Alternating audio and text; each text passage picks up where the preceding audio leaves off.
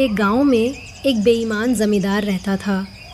वो किसानों की सादगी और ईमानदारी का फ़ायदा उठाकर उनका शोषण करता और धीरे धीरे बहुत अमीर होता जा रहा था। एक दिन श्यामू नाम का किसान ज़मींदार के पास ज़मीन ठेके पर लेने पहुंचा।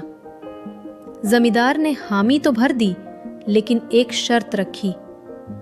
जब फसल तैयार होगी तो उसका आधा हिस्सा मेरा होगा। श्यामू ने बहुत सोचने के बाद शर्त मान ली और खूब मेहनत कर बेहतरीन फसल उगाई। जब कटाई हुई तो जमींदार आधा हिस्सा लेने आ गया। उसने चालाकी से अच्छी फसल का आधा हिस्सा खुद ले लिया और खराब हिस्सा श्यामू को पकड़ा दिया। कुछ दिन बाद श्यामू का बेटा हरीश, जो शहर से लौटा था, ये सुनकर बहुत दुखी हुआ और पिता से बोला, बाबा, इस बार खेती मैं करूंगा। अगले साल हरीश जमींदार के पास गया।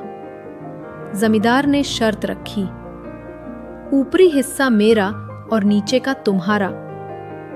हरीश मुस्कुराकर मान गया और खेत में आलू बो दिए। फसल तैयार हुई तो जमींदार आलू की फसल देखकर दंग रह गया।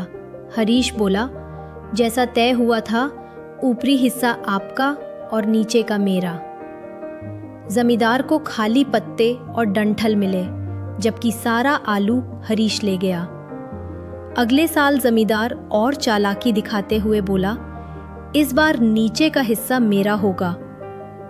हरीश ने गेहूं बोए।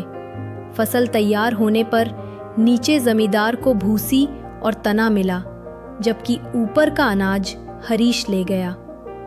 अब जमींदार और बौखला गया। उसने तीसरी बार शर्त रखी, इस बार ऊपर और नीचे दोनों हिस्से मेरे होंगे। हरीश ने बिना कुछ कहे गन्ने बो दिए। फसल तैयार हुई तो ऊपर पत्ते, नीचे जड़ें जमींदार की हुईं और बीच का मीठा गन्ना हरीश का।